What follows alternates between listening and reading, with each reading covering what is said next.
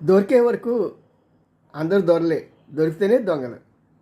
మరి మన తెలంగాణ ప్రభుత్వంలో చాలామంది పాపం మన కాగిడి పైల్వాన్, నేను బక్కోడిని, నా మీద ఇంతమంది యుద్ధం చేయడానికి వచ్చేసారు అని మొరపెట్టే మన కేసీఆర్ గారు ఆయన చేసినటువంటి ఈ అంటే ఫైనాన్షియల్ మిస్మేనేజ్మెంట్ అంటారే, అది ఎంత దారుణంగా ఉందంటే ఇది అసలు యాక్చువల్గా గిన్నిస్ బుక్ ఆఫ్ రికార్డులో ఎక్కడానికి అవకాశం ఉంది. వాళ్ళకి ఇంకా తెలియలేదు, ఎవరు చెప్తే బాగుంది వీళ్ళు ఎవరైనా సరే. వాళ్ళు చెప్పింది అంటే సంగారెడ్డిలో ఒక బైక్ మీద, ఒక సాధారణ స్ప్లెండర్ బైక్ మీద 126 గొర్రెల్ని ట్రాన్స్పోర్ట్ చేశారట. అబ్బా, అద్భుతం కదండి బాబు. అక్కడితో ఆగలేదు.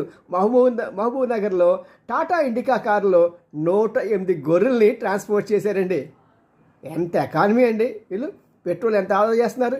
ఇలాంటి దారుణాలు జరిగే కారు